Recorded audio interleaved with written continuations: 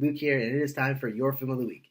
Today's movie is one that came out back in September of 2017, and it is the feature film debut of director Kevin Phillips. This week's film is Super Dark Times. Phillips did a wonderful job with directing this film. He immediately creates a mood right from the opening shot, and while the third act isn't the greatest, the mood was sustained wonderfully throughout the film. You see, with Super Dark Times, it isn't about what happens that matters. What matters is how it happens, how a landscape and boredom can seep into the characters' psyches as cold and lonely uneasiness. The story of Super Dark Times is of teenage boys with nothing to do and how that can lead to a tragedy and a frantic cover-up. So the film takes place in 1996 and is filled with 90s nostalgia. The fuzzy static on the TV, landlines with antenna, even the clothing was very nostalgic. Riding around on your bikes, but what's most important in this film is groups of bored teenagers with lots of free time having to find different ways to entertain themselves. So the film primarily focuses around best friends Zach and Josh.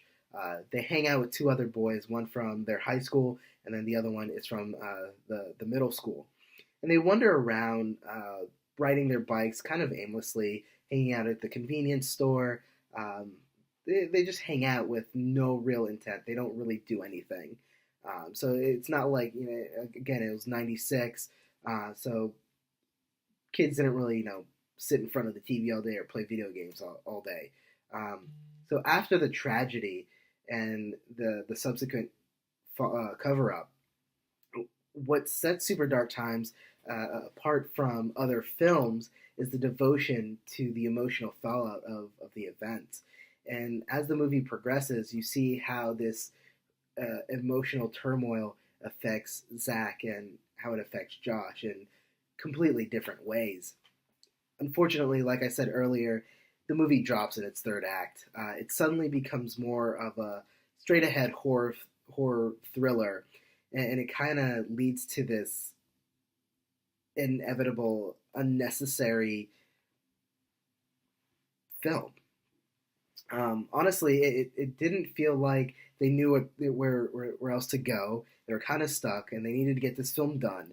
So, all right, let's just do this, and we're done. Let's wrap it up. Don't get me wrong, I thoroughly enjoyed the film, but the overall, the ending kind of just fell flat, and it was hard to understand how they got to this conclusion. Overall, it is a decent film, and I would highly recommend it. Thank you guys so much for tuning in this week. If you haven't seen Super Dark Times, I would definitely suggest that you do. Let me know when you've seen it. I would love to hear from you. I would love to hear your thoughts on the movie, so leave a comment down below. Call me, email me, text me. Next film of the week, Beauty and the Beast. Until next time, guys, have a good one.